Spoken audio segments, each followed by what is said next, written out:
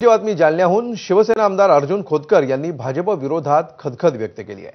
भाजपला एकला चलोरीची हौस आली आहे, मात्र त्यांनी कोणालाही कमी लेखू नये असं खोतकरांनी म्हटलंय। तर भाजपला कोणाचीही गरज राहिलेली नाही असंच त्यांच्या वागण्यावरून वाटतंय असंही खोतकरांनी म्हटलंय। आपल्याबरोबर शिवसेना आमदार अर्जुन खोतकर आहेत। खोतकर साहेब, खरं तर हा प्रवेशाची फार पूर्वीपासून चर्चा होती। तुम्हाला असं वाटतं की या प्रवेशामुळे काही बदल घडणार येणाऱ्या स्थानिक स्वराज्य संस्थांच्या निवडणुकीत? 100% आणि भास्कररावजी आंबेडकर एक स्वच्छ प्रतिमेचा आणि जनाधार असणारा नेता या ठिकाणी आहे। गेली 45 वर्ष आम्ही सोबत काम करतो। 45 वर्ष आम्ही सोबत सर्व योजनांवरती आम्ही एकत्र मिळून काम केलेलं आहे। एक चांगला वर्ग त्यांच्या विचाराशी जोडला गेलेला आहे। त्यामुळे मला असं वाटतं की 100% याचा परिणाम येणाऱ्या महानगरपालिकेवर पॉझिटिव्हली या ठिकाणी पाहायला मिळेल।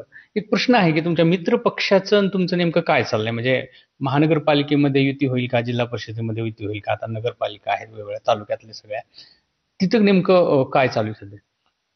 कधी कधी काय असतं माहिती का, झाड थोडंसं मोठं झालं ना तर खालच्या लोकांना ते विसरत असतं। अशीच काही अवस्था मला मित्रांची झालेली अशी वाटते। त्यांना वाटतं की आता फार काही आम्ही मोठे झालो लोकांनी वगैरे वगैरे, पण मला असं वाटतं की हे सर्व पाची बोटं एक साथ असेल तर ताकद मोठी वाढते। पण त्यांना आता एकला चरोची हौस या ठिकाणी आलेली, एकला चरोची घोषणा त्यांनी केलेली आहे, त्यांना लख लाभ येते। पण काही विशिष्ट हेतू घेऊन काही वरिष्ठ नेते होऊ देत नाहीत का युती? जागोजाग हेच दिसते का? शिवसेनेच्या लोकांना हा सामना करावा लागतो का? नाही, मला तरी आता हल्ली आता असंच वाटू लागलेलं आहे। मी बघा, भास्कर दानवेंना पत्र दिलं, मी नारायण कुचेंना पत्र दिलं, मी रावसाहेब दानवेंना भेटलो।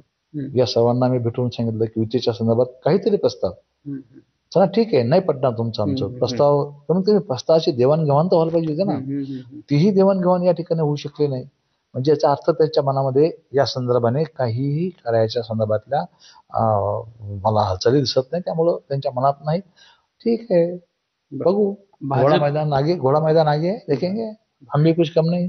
भाजप सोबत आली तर सोबत, नसेल तर भाजप सोडू।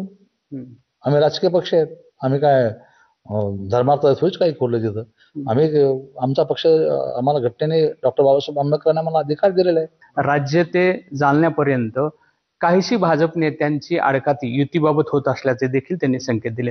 रवी मुंडे, एबीपी माझा, जालना।